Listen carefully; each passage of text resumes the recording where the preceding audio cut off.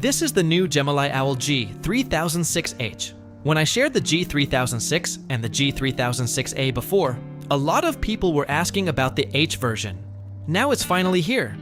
The H version has been upgraded from a single thermoblock and single pump setup to a dual thermoblock and dual pump system.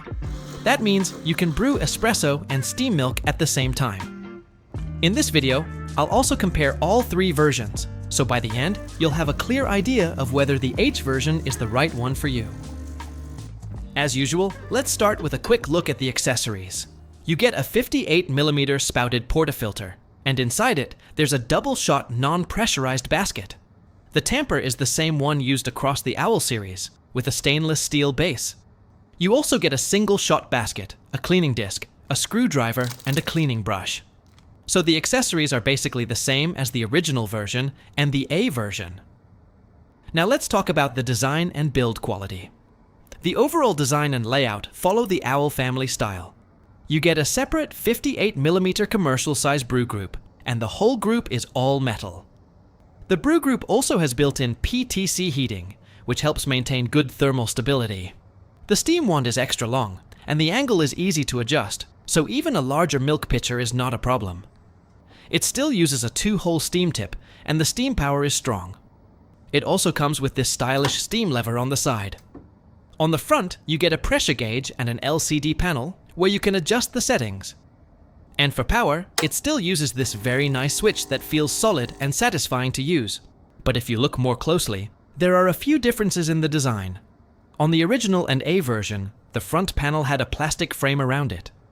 On the H version, this part is now fully metal. The side panel design is also a little different. When I saw the product photos, I thought these were just decorative patterns, but they're actually open cutouts. Since there are 2 thermoblocks inside, this should help with heat dissipation. The drip tray is completely different now, and the capacity is noticeably larger than the original and A version. It looks a bit more like the drip tray on the Gemilai Whale that I shared recently, and there's also a pressure release outlet at the bottom. Another thing worth pointing out is that the whole body of the H version is metal, including the bottom section. On the original and A version, that part was plastic. If you look at the underside, you can clearly see that the H version feels more solid and more durable in terms of construction. As for the size, the depth is about 40 centimeters, the height to the top of the steam lever is about 42 centimeters, and the width is 22 centimeters. So compared with the previous version, the width has not changed, but the height and depth are both slightly bigger. That makes sense because there's one more heating block inside.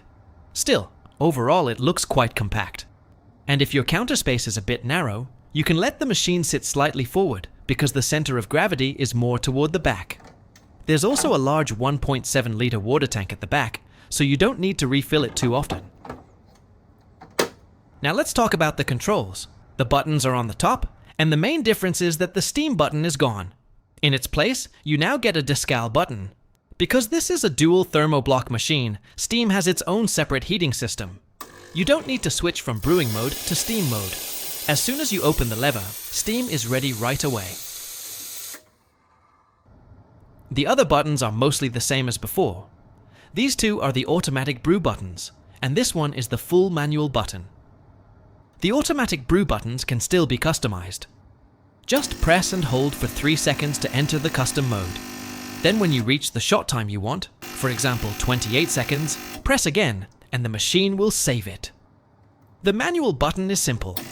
Press once to start brewing and press again to stop. One thing to note is that the cold brew function is still only available on the A version. This model does not have it. The settings menu is also very similar to the other OWL machines.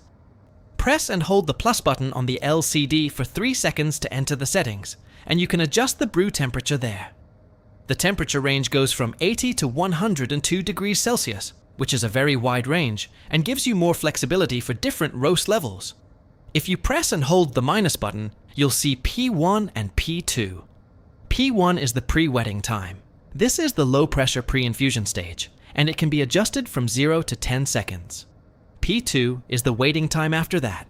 Usually I just set it somewhere around 2 to 4 seconds. This is the upgraded pre-infusion system on this machine. But one thing to keep in mind is that it only works during auto brewing. For example, if I set 4 seconds of pre-wetting and then 4 seconds of waiting time, that gives the coffee puck enough time to become fully saturated before the main extraction starts. If you use the manual brewing button, pre-infusion does not work. Honestly, I think it would be even better if they added that to manual mode too. Now let's talk about preheating. This machine has a lot of power. The rated power is 3000 to 3600 watts, so it heats up very quickly. From power on to reaching 93 degrees, it only takes about 1 minute. That's one of the advantages of a Thermoblock machine. You don't need to wait as long as you would with a boiler machine.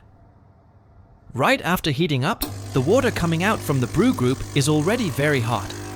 But the metal group head with PTC heating still needs a little more time. Usually I wait about 5 more minutes, and then the temperature becomes much more stable. Otherwise, when the hot water passes through a group head that is not fully heated yet, the temperature can drop very quickly. I also tested it with this device, and at around 5 minutes after startup, the temperature inside the basket was about 88 degrees. During extraction, the temperature did not move much, and if you let the group head and basket fully preheat, the temperature will be even higher. Now, for the pressure test. The OPV setting is the same as the A version. With a blind basket test, you can see that the maximum pressure has been lowered to around 12 bars. So in real extraction, it's easier for the machine to stay around the 9 bar range. I opened up the machine so you can take a look at the internal layout. I wouldn't recommend taking it apart yourself, because it could affect the warranty. From the bottom, just remove these 2 screws first. And when you take off the side panel, don't pull too hard, because there is still a cable connected here. Just press on the connector clip and you can unplug it easily. Then the panel comes right off. I also opened up the original OWL side by side for comparison. On the previous version, there was only 1 thermoblock and 1 pump. But on the H version, you get 2 separate thermoblocks and 2 separate pumps. That is the biggest upgrade on this version. The pump on the left is for steam, and the one on the right seems to handle coffee brewing. The steam thermoblock and the coffee thermoblock are also fully independent, so they do not interfere with each other, and each one has its own PID probe to control temperature. There is also one small detail that I think is worth pointing out. Gemilai added labels to mark what each line is for. That should make future repairs easier, or at least it made it much easier for me to understand what each part is doing. Up here, there is also a coffee solenoid valve. On the other side, you can see the pump connected to a simple pressure limiting valve. That part looks like it is the same as the one on the original OWL, but next to it, there is also a solid copper OPV. It looks like if you open that cap, you should be able to adjust the pressure. The water released from the pressure valve flows back into the water tank, and the other side connects to the coffee thermoblock. So that is most of what I wanted to show you inside. There are definitely quite a few upgrades compared with the previous version, and the internal layout is also a lot more complex now. Now let's move on to the full latte workflow and see how it performs. For this demo, I'm pairing it with the Gemilai MoLite grinder. The design matches the OWL series very well, and even the color fits nicely. It's also very easy to dial in. For me, I usually end up somewhere around setting 5 to 6. Here I'm grinding 18 grams of coffee beans. The grinding noise is quite low, and you can also see that static control is very good. There's barely any mess. I usually prefer grinding into a dosing cup first because it's much easier to transfer the grounds into the basket. Compared with grinding straight into the basket, it's cleaner and there's less chance of spilling coffee. Then I do a quick puck prep, which is the same routine I use before every shot. Good puck prep helps make the extraction more stable. Once the coffee puck is ready, I move on to the milk. A 400 milliliter pitcher is a very good size here, and I usually use around 200 milliliters of cold milk for a single latte. If I'm brewing and steaming at the same time, I personally prefer to start steaming first. First, purge out a bit of water, then place the steam wand into the milk pitcher and find the right angle. Pull down the lever to start steaming. Usually about 3 to 5 seconds of stretching is enough. After that, you can lower the tip a little deeper and keep the milk spinning in a vortex.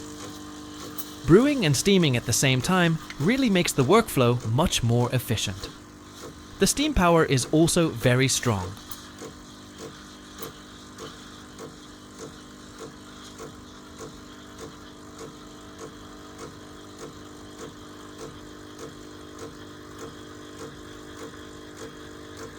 Usually the milk is done in around 30 to 40 seconds, and by then the espresso is also just about finished. Once you're done steaming, remember to wipe the milk off the wand right away. If it dries on the surface, it becomes harder to clean. I always purge the steam wand after steaming to keep it clean inside. The milk texture is very silky and flows nicely. The best part is that the espresso has also just finished brewing, so you can go straight into pouring. Because there's no waiting time, the crema and temperature of the coffee are still in a very good state, and the milk foam is also less likely to separate. That makes latte art a bit easier too. If you mainly make milk drinks, this dual thermoblock design really is very convenient to use. Let's pull a shot of espresso. This machine supports E61 portafilters, so most standard 2-tab bottomless portafilters will fit.